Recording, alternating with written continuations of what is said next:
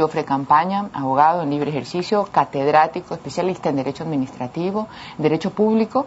Y también nos acompaña Ángel Rubio, presidente de la Federación de Funcionarios de las Cortes del país, también un prestigioso jurista y años, Ángel, en la función judicial. Y por eso quiero conversar contigo si durante todos estos años tú has visto un decreto parecido. Bueno, por primera ocasión, producto del referéndum y consulta popular, se ha dado... sí, pero eso no es producto del referéndum o la consulta popular, eso es producto de la decisión del Ejecutivo. Bueno, el fin de este decreto en este momento está haciendo la implementación de lo que significa la reestructuración de la función judicial. No, no es cierto. El Consejo Nacional de la Judicatura transitorio es el encargado de llevar a cabo la decisión del pueblo. Es el Consejo, este decreto no. Bien. Pero el Consejo ha encontrado la más grande crisis de un sistema informático, del sistema judicial en general. Ante esa gravedad, el propio Consejo de la Judicatura, el día 29 de agosto, le pide al presidente de la República declarar el estado de excepción. Sí, y yo quiero aprovechar la bendita oportunidad que me da usted. Bendita, no la califique así, humana nomás. Es una bendición porque puedo dar tranquilidad a los judiciales del país. Yo he conversado con el Consejo de la Judicatura, he hablado con esferas altas del régimen, y lo que se dice en este decreto es una especie de libertad para contratar, para contratación pública sin licitación en una parte. El estado de emergencia. El estado de excepción en el sentido de facilitar los contratos y la ejecución de esta transformación o reestructuración. Luego, en la movilización general, he conversado con los señores del Consejo de la Judicatura anoche, y ellos dan una garantía, y por favor, por responsabilidad gremial, debo yo transmitirla por la oportunidad, de que los judiciales deben estar tranquilos en relación a un respeto de sus derechos, a su estabilidad, a su carrera, a los procedimientos que deben tomarse en una reestructuración. Esta voz oficial del Consejo significa que a los judiciales debemos estar muy atentos, muy preocupados de lo que pueda pasar en una movilización que también hay que controlarla y vigilarla por parte de nosotros. ¿Preocupados de qué? Si deberían estar tranquilos. Movilización, en la movilización que sí señala este decreto, y eso sí nos alerta qué consecuencias tenga. Un poco, si entiendo bien, los empleados judiciales a través suyo tienen una conversación que les genera tranquilidad. Así es. Un mensaje de los miembros del Consejo de la Judicatura diciendo cálmense que no los voy a votar. Pero debemos estar observando, ser muy observadores. Si te portas bien, me quedo, no me muevo, si te portas mal, me muevo y hacemos la movilización y nos vamos de huelga. Más o menos así, Ángel, ¿no? Huelga no puede haber en este momento y escenario histórico, ¿no? Ustedes saben. No, me refiero a que ayer justamente recordábamos en nuestro segmento Prohibido Olvidar la actitud de las Cortes cuando el presidente Gutiérrez se tiró abajo la Corte. Entonces los empleados judiciales también, como ya sabían esto, entonces se movieron un poco al ritmo del poder. Entonces la pregunta es esa, ¿no? Si otra vez, los empleados judiciales se están moviendo al ritmo del poder. Y parece que sí. Bueno, yo viví el asunto de la Pichicorte. Eso fue nefasto para el gremio judicial. Eso sí lo puedo decir, que el momento en que se dio esa coyuntura, estuvimos muy mal en la estabilidad mismo de todos los judiciales. Pero esta vez es un escenario histórico totalmente diferente. Sí, claro, es diferente. La función judicial está viviendo unas expectativas que nunca se dieron, y nuestra responsabilidad es dialogar. En ese diálogo vigilar que la estabilidad del funcionario judicial, la carrera judicial de 30, 20 años, signifique un respeto constitucional, el derecho al trabajo. Y eso lo venimos planteando con el Consejo de la Judicatura, y ellos nos están dando una permanente conversación a efectos de, inclusive hoy en la mañana, a las 9, el Consejo en Transición va a dar una rueda de prensa para explicar los alcances. Claro, eso es importantísimo. Anoche no lo dio a nuestro compañero Fausto Yepes, seguramente por la conmoción intelectual que le pasó a la gente que cree un poco que existe el Estado de Derecho en este país. Jofre, gracias por estar con nosotros. Y yo insisto en que alguien nos explique el alcance del artículo 2. Si era necesario tener una agilidad en recursos, bueno, declárese tan solo la emergencia. Si era necesario Hasta cierto punto es que la gente cierre los ojos ante ciertas disposiciones que no se respetaron, como por ejemplo los años de libre ejercicio que Fernando Yávar debe de tener, no se respetaron. Pero esto es como mucho más allá, y por eso antes de emitir una sentencia, digo yo, ¿cuánto puede pasar, no? O sea, ¿cuál es lo máximo que puede pasar en un estado de movilización? ¿Qué es lo mínimo que puede pasar en un estado de movilización? Jurídicamente hablando, ¿no? De hecho. Claro. Bueno, primero que nada, gracias, María Josefa. Yo creo que hay que empezar por el principio, y esto es revisar qué significa un estado de excepción. Eso es determinante. Así es. ¿No? Una sociedad normalmente está diseñada para convivir en paz, con instituciones que funcionen. Cuando se producen circunstancias que pueden trastocar ese funcionamiento, circunstancias que están previamente determinadas en la ley, es decir, que no se pueden inventar, y me refiero en este caso a la ley suprema, a la Constitución.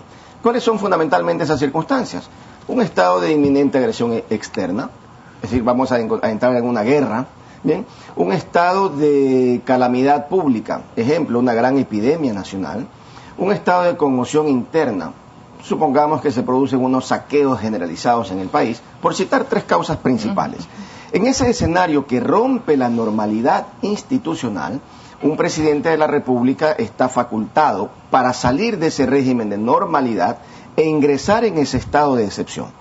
Ese estado de excepción debe además requerir varios principios que están en la propia Constitución, a partir de los artículos 154, 55, 56. ¿Cuáles son, entre otros, y los más importantes, como principios? La necesidad, la proporcionalidad y la razonabilidad de la decisión. Y pongo el ejemplo. Ocurre que salen 5 personas a saquear un par de almacenes en la ciudad. Pues eso no puede justificar salir de ese régimen de normalidad para entrar a un estado de excepción.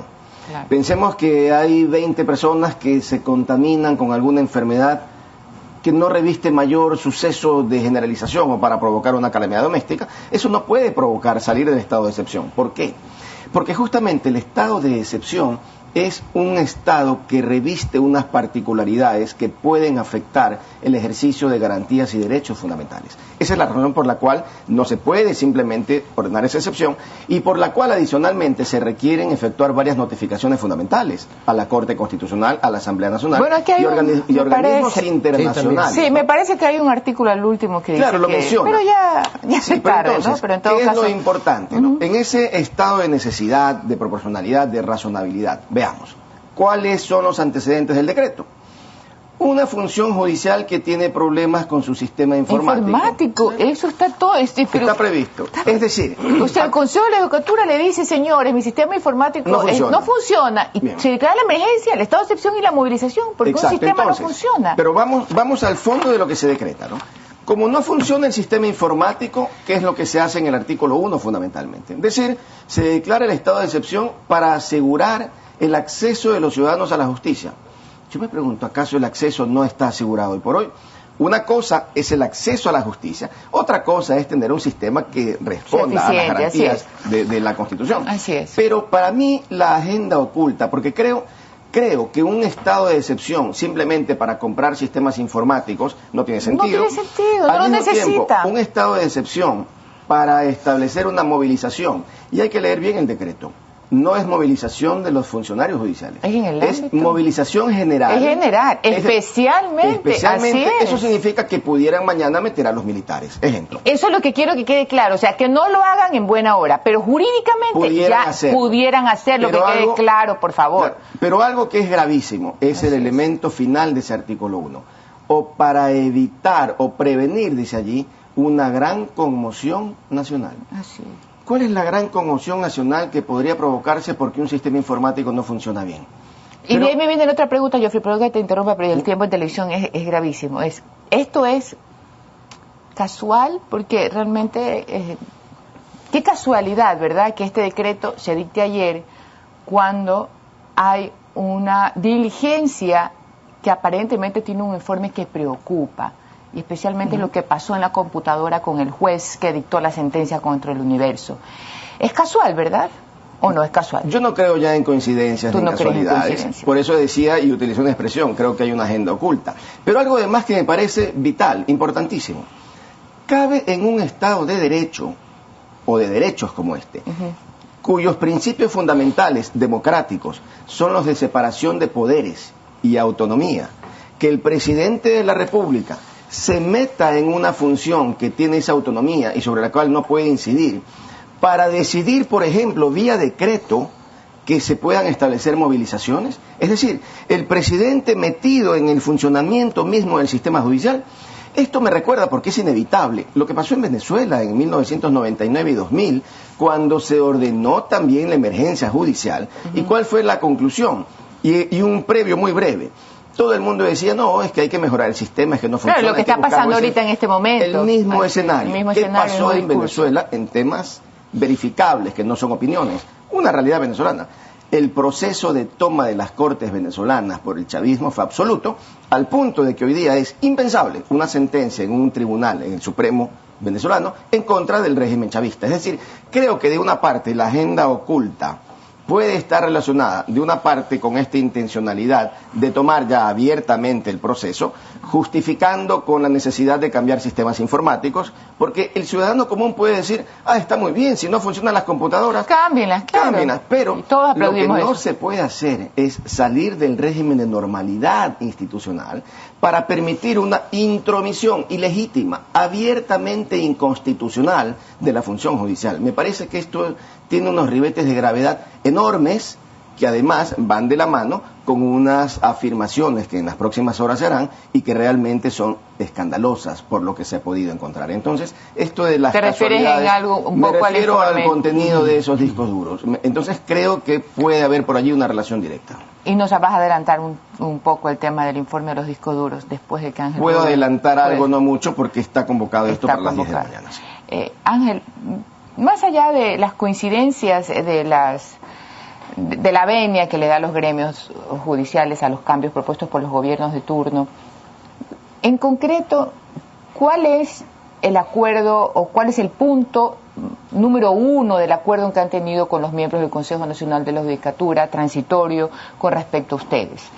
Bueno, aparte ya lo dijiste, el respeto al derecho al trabajo, los 30, 20 años que tiene cada uno, pero ¿de ahí qué más? O sea, un poco es, respetan nuestra estabilidad laboral, pero me imagino que hay algo más después, capacitación, yo qué sé, un proyecto a largo plazo. El mismo trabajo que intentamos hacer en Projusticia, cuando usted formaba parte de Projusticia, con el doctor Yal, con respetando la independencia de los poderes, donde no permitimos que ningún otro poder se meta. Nosotros hacemos es diálogo, no hay pacto, no hay ninguna cuestión oscura. Pero han llegado a un acuerdo oscuro, no hay acuerdo tampoco, María Josefa, lo que hay es conversación, diálogo. Diálogo que es mi obligación hacerla para que los funcionarios judiciales se tranquilicen y tengan tranquilidad, trabajen más, tengan producción, que haya un apoyo a la jerarquía del Consejo de la Judicatura, porque nadie ha sufrido más que los judiciales.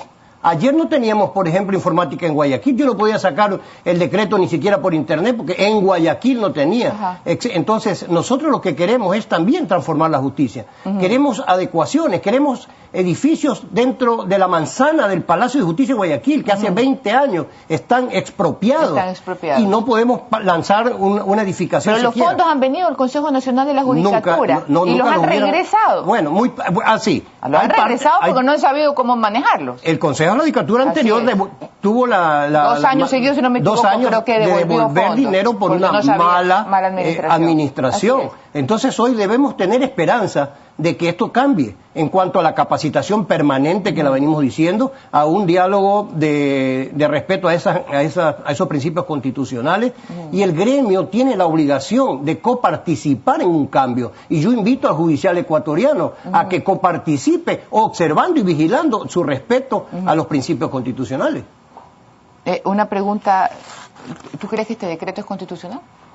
Creo que sí. Lo dicta en un Estado de Derecho, lo dicta el presidente de la República, que tiene una cuestión excepcional, que nunca se ha visto una cosa parecida, pero que lo está diciendo en función de cumplir la transformación de la justicia, a pedido del propio Consejo de la Judicatura de Transición. O sea, en una coordinación interinstitucional. Claro.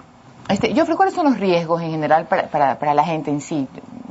Y de ahí nos cuentas un poco lo que puedas adelantar sobre ese informe que casualmente pues coincide con este decreto. ¿Cuáles serían las consecuencias jurídicas para la gente que va a la corte?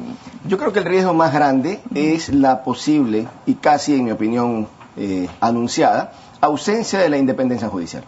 Yo creo que eso es fundamental. Esto es como que si alguien va a un juego cualquiera, y se encuentra con que los árbitros son comprados de forma previa. Es decir, cuando alguien va a ver un clásico y ya el árbitro sabe a favor de quién tiene que pitar el penalti. Eso es lo terrible para el ciudadano común, que a veces no se entiende. Muchas veces el ciudadano común piensa que la corte está lejos, que no le toca, que no le va a afectar. No le va a afectar. Pero es terrible cuando alguien tiene un conflicto. ¿Qué se busca? Un juez imparcial, un tercero imparcial que resuelve el conflicto. Pero ocurre que cuando el tercero no es imparcial, sino que está comprado, árbitro comprado, ¿cuál es la garantía que tiene el actor en el proceso? Es terrible. A mí me inquieta sobremanera, me alarma, me indigna el hecho de que la Constitución sea al final un trapo que se arruga, se estira para hacer cualquier cosa. Quieren comprar un sistema informático, no funciona el Internet, veamos, pero seamos claros en el proceso de razonamiento. No funciona Internet en la Corte. ¿Estado de excepción? Claro. Es decir, salir de la normalidad para cambiar el sistema de Internet. Esto provoca risas, admiración en el exterior. Nos sienten que somos todavía el país de Macondo, esa jungla, en este caso, para usar una expresión, esa jungla judicial, esa jungla institucional, en que las normas existen pero no sirven de nada, en que los riesgos institucionales o la institucionalidad se resquebraja día a día. Y eso nos pone en una situación de una absoluta inestabilidad que trae un resultado final. Es la poca certeza de lo que va a pasar en este país. Y en ese sentido, yo pues obviamente respeto a Ángel Rubio, sin lugar a dudas.